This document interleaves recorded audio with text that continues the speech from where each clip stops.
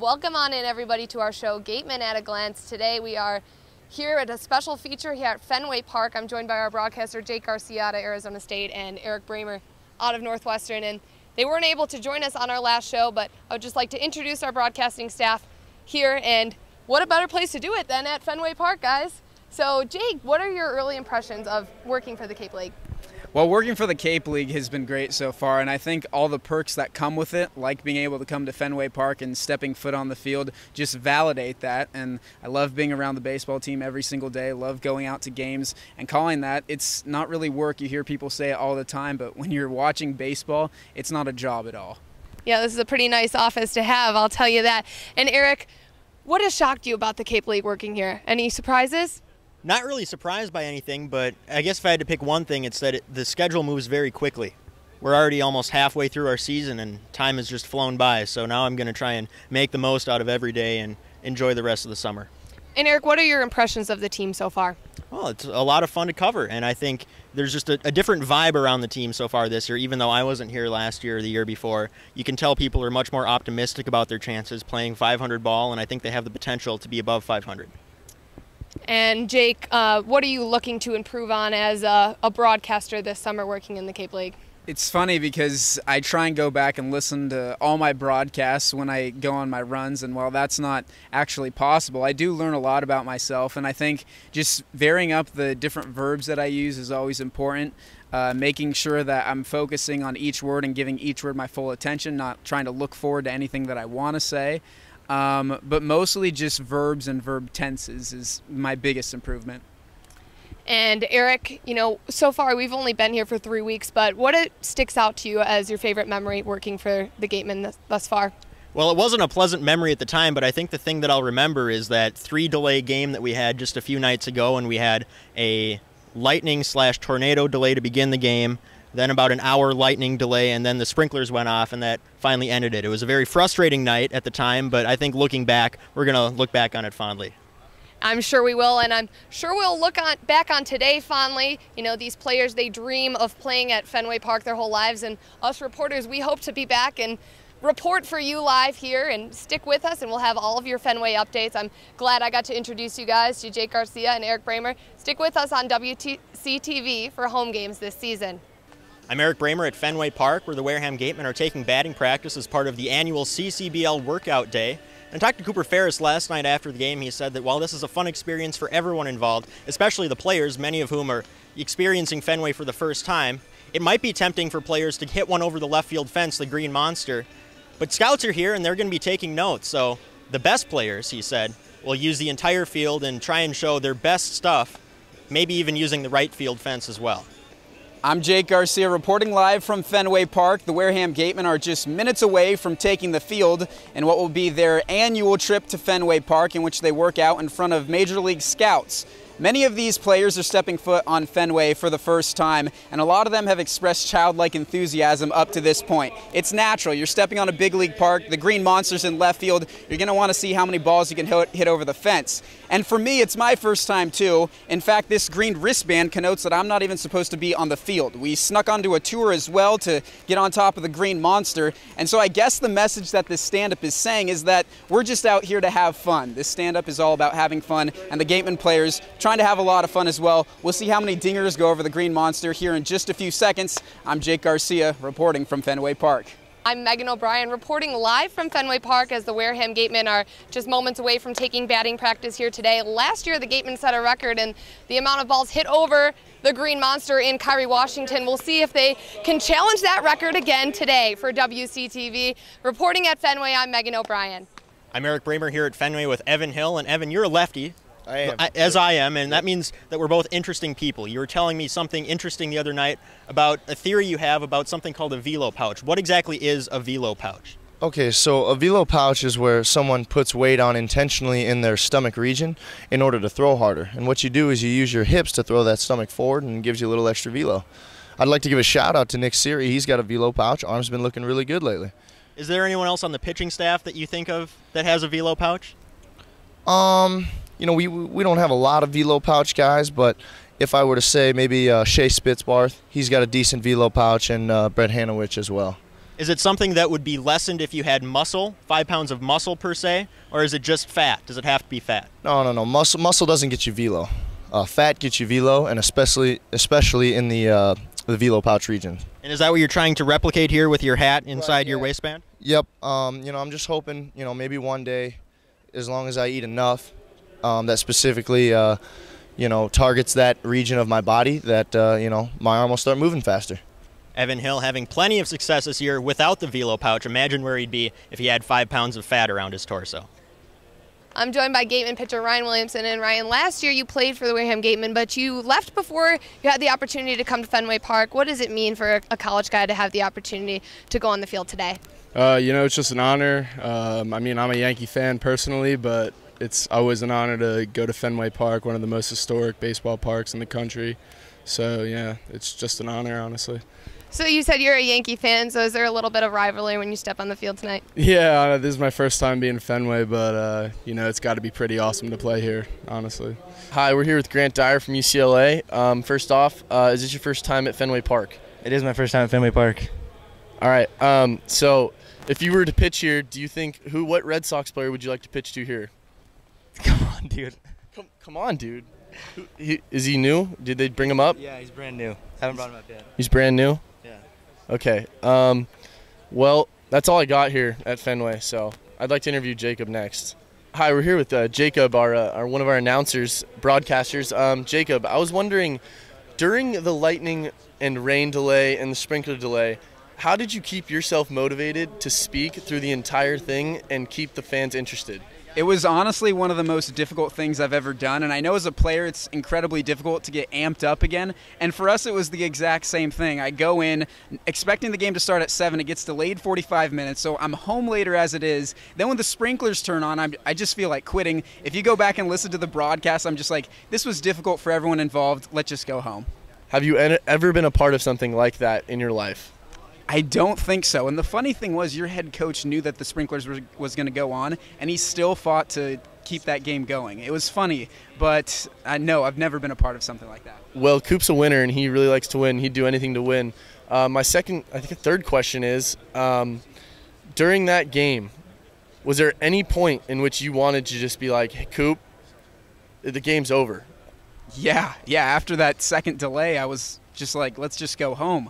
I mean, you guys were just anemic at the plate that day. I was like, score 4 runs already, or else let's just call this quits. And, I mean, you tell me, though, were you guys about to put up 4 runs in the span of 2 innings? It depends on how the other pitching was. I'd hope to think that we would.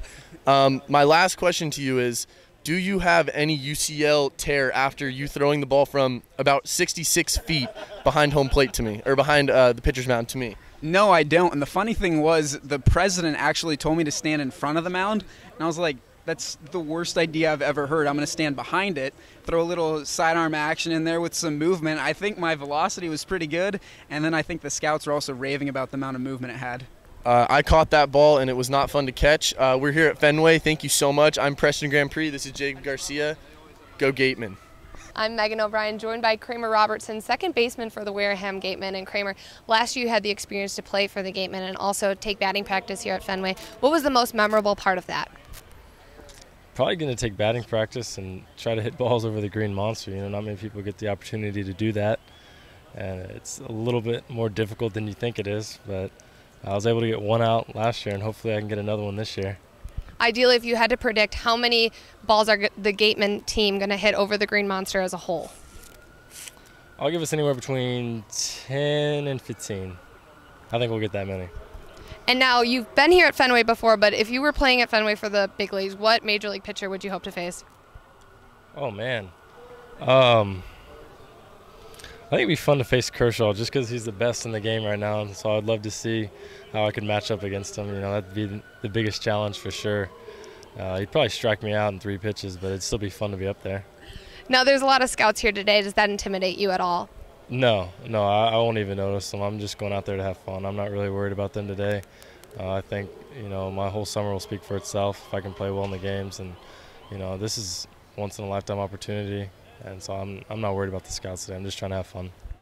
I'm Megan O'Brien, joined with Evan Hill for Get to Know Your Gatemen. And Evan, welcome here to Wareham. Where are you from? I'm from Mount Pleasant, Michigan. What's your favorite part about Michigan? Oh, you know, we got so many lakes. We got some great lakes. We got some smaller lakes. Just a whole bunch of fun. What's your favorite movie, Evan? Oh, my favorite movie is Wedding Crashers.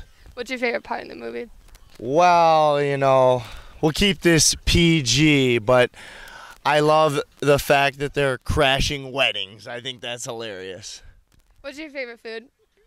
I like pasta. What kind? Angel hair. Any particular sauce?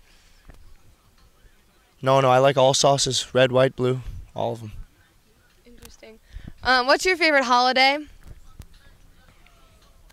Christmas. How can it not be? You get a bunch of gifts. A big fan of the 4th of July. But what's your favorite song?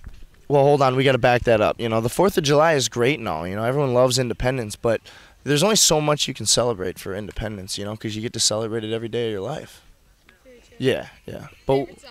my favorite song, Shake It Like a Salt Shaker. Can you sing some of that for us?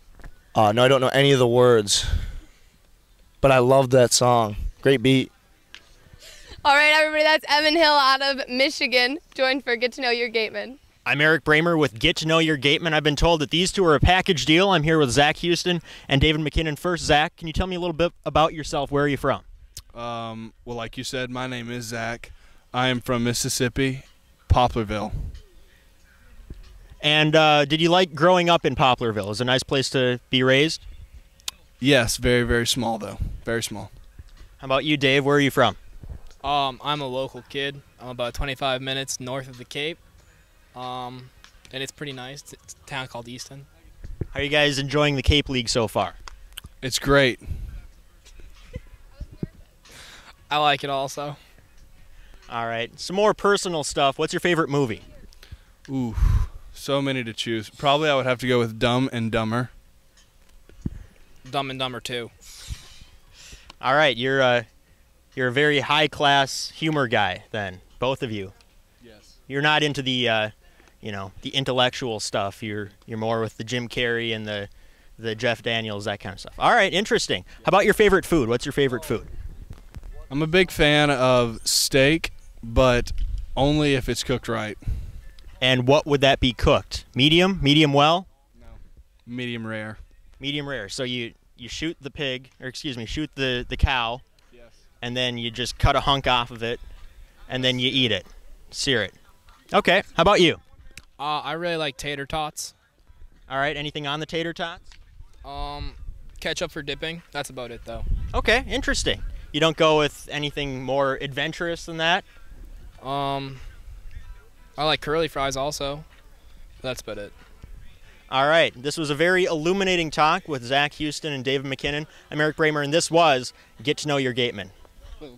I'm Jake Garcia, and this is Get to Know Your Gatemen. On my left is relief pitcher Tyler Thorne from Stanford, and on my right is right fielder Connor Beck from TCU. Now, Tyler, I'll start with you. Let's talk a little bit about where you grew up. Tell me a little bit about your hometown. I'm from Lubbock, Texas, a little small town in West Texas, where Texas Tech is. 200,000, just kind of in the middle of nowhere. Grew up around there, next to Connor, so been good buddies our whole lives. Now, Connor, it's my understanding that you and Tyler grew up together, were best friends, but his decision to go to Stanford was something that you didn't like all too well. Talk us through that decision that Tyler made and how it broke your heart. I don't know. I mean, I tried to get him to go to TCU a lot. He took a couple of visits. He was there a few times, but, I mean, Stanford's a good school, good education, so you can't really blame him for leaving. What was your recruiting pitch for TCU? Why should he have chosen there instead of Stanford?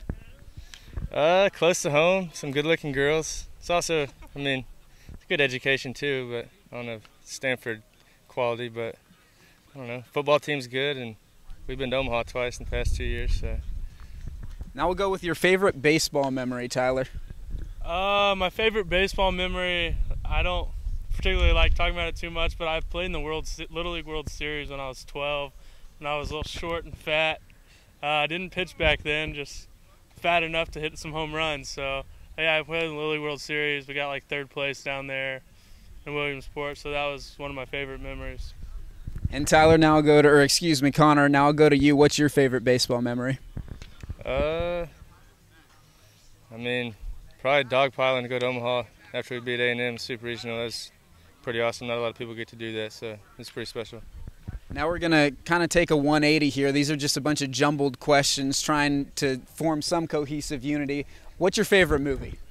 My favorite movie is probably Step Brothers.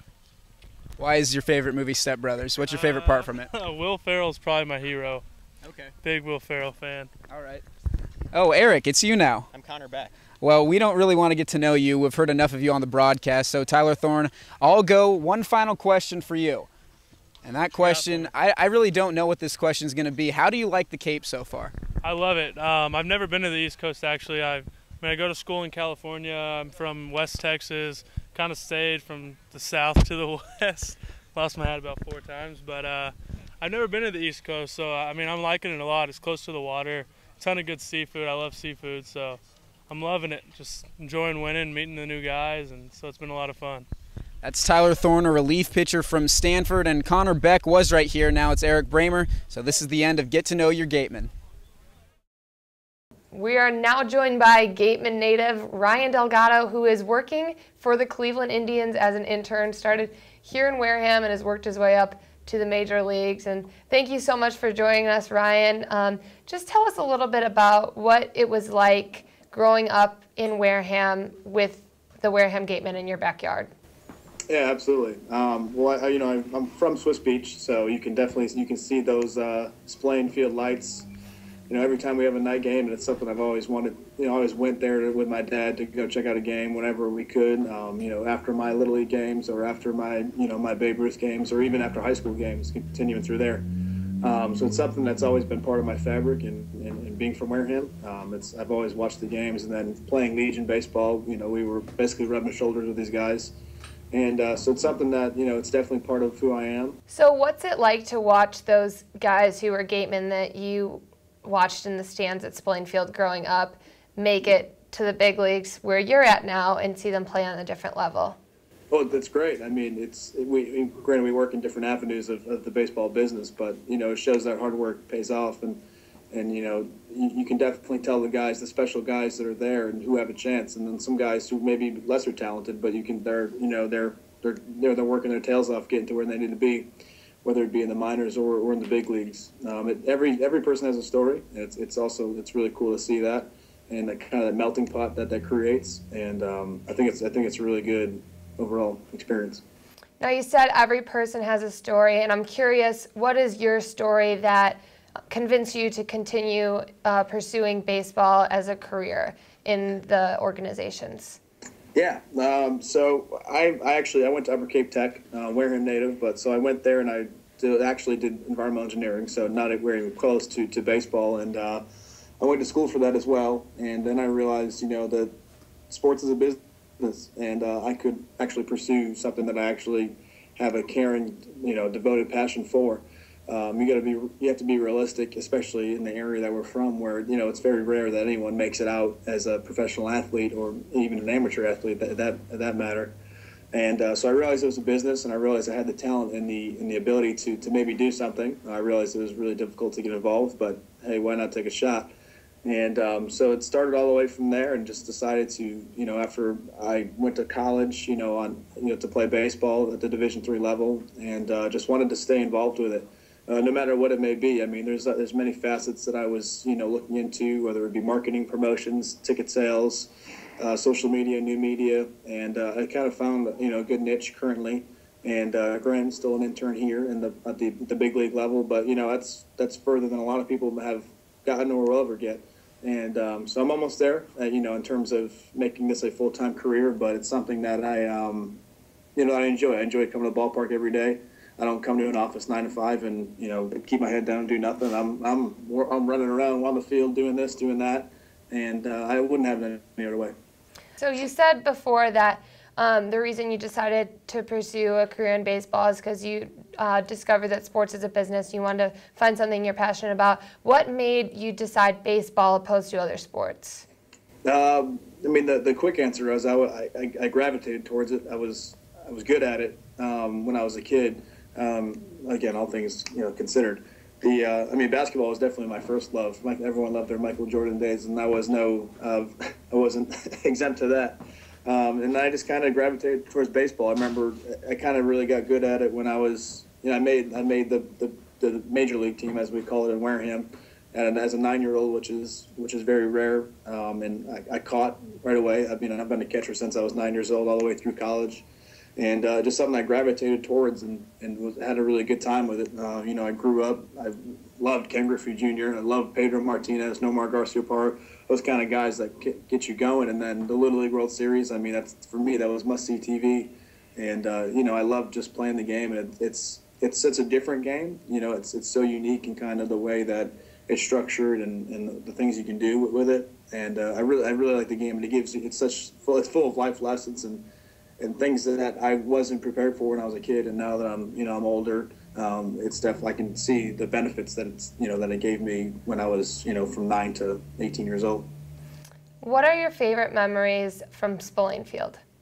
My favorite memories, I think there's one. I have a lot of memories there, but I think one that sticks out to me the most was opening day when I made the team and I was there granted I was there as a 10th player, but when I got to start that game, that was probably one of the coolest memories ever at Spillane Field when I got to start, and I do the starting lineup, and I remember as a kid, Little League teams and the youth baseball teams coming to the opening day, and we used to line the outfield. And so here I am standing on the first baseline as a starting right fielder for Wareham Gatemen, and there comes my little brother, all 10 years old of him, walking out on the field in his Little League uniform. Like, that was me, and it was funny to see. He had such pride that night, and he's usually a very reserved kid, but he's walking out, his chest out, and just so proud that, there's his brother, wearing that Wareham Gatemen uniform, starting in right field. So that's probably my most favorite moment, was seeing him. And then also, after I got to see my brother, my Little League coach when I was 9 years old, he still was coaching on that, during that year, and he came over to me, he goes, "Are you kidding me?" And that was really cool. He goes, "I never thought you'd be here." And I was like, well, it's kind of cool. I am. So kind of, full circle, if you will. And that was really unique to kind of, with family and your Little League coach who brought you along since you were 8, 9 years old. So. What do you think is the biggest takeaway that these summer baseball players take away from playing in the Cape League? Well, it goes to my point when I was able to talk with Schwarber. It's a job for them, and it's the first time that they really feel as though it's a job in terms of they don't have class, they don't have to do anything like that. It's literally you wake up, you go to the ballpark, you take care of what you need to take care of. This is your job. You work out, you make sure you eat right, take care of yourself. You're by yourself. This is their first taste of that for the most part, for more than, some guys may do it for a week here or there, but this is 4 months in an area where you can, have fun and do things, but also you got to realize that it's a job, and I think that prepares them really well for that, for when they, eventually, most of them do get drafted, and they have to do this anyway. So I think it preps them very well for that time. So Ryan, while you've been working in the majors, you've had the opportunity to catch up with some former Wareham Gatemen. What have you learned from them? They all loved that country market on top of the beach road. They were like, "That's the place you need to go." I was like, "All right." So that's been their favorite place. They all are in agreement that it helped them become the player who they are today. I think David Murphy expressed it well, especially because he was there for 2 years. He said, the wood bats and being on his own and coming from Texas and, playing in that league definitely made him to the player he was today. And, he's a first-round pick by the Red Sox, I think 17th or 18th overall. So coming from a guy who was highly regarded at that time was good. And then, Kyle was very poignant on his thoughts of, when he hit that home run in the championship game a few years back, and he feels good about it, and he wants to go back. Probably after pro ball, though. I know before you said that baseball teaches you a lot of life lessons. How have you taken those life lessons that you learned on the field and incorporated them into your career path now? Yeah, I mean, absolutely. I mean, the old cliche is if you fail, you're going to fail 7 out of 10 times and still be a great baseball player. And I mean, I think that holds true for everything. I mean, I didn't just get to these internships by just happenstance. I've probably sent out hundreds of applications since I was in school for internships and full-time jobs. And I've been denied many, many times. And it's just something where you're just going to be like, all right, whatever. I'm going to move on and find something better. I mean, this I didn't think I was going to do this until almost December of last year. I had no idea that I was going to do something as unique as this. And that's the thing with life. I mean, you're going to always fail. And you just need to, it's how you deal with it, you're just going to deal with it properly and move forward. So that's something I definitely learned from my dad, my mom, and my stepmother, and have moved towards with baseball. It's been good. Check in at our website in a few weeks to find all of those articles written by Ryan about the former Wareham Gatemen at our website on www.gatemen.org. I'm joined by our celebrity bat boy tonight here at the Wareham Gatemen game, Brady. And Brady, tonight was your first time being the bat boy here at Spillane Field. What did you think? It was really fun, and I liked that you got to go on the field and you were right next to the game, and you got to go get the ball and the bat and then put it back into the space where the bat goes. Now, Brady, you're in 5th grade and you're from Metapoiset. Do you play baseball yourself? Yeah. What team do you play for? I played for the Rays in the regular season. We won the championship, and now I'm doing All-Stars. That is so cool, Brady. So one day, should we expect to see you here playing at Spillane Field? I guess, maybe. All right. Well, thank you so much, our celebrity bat boy, Brady from Metapoiset. Thanks, Brady.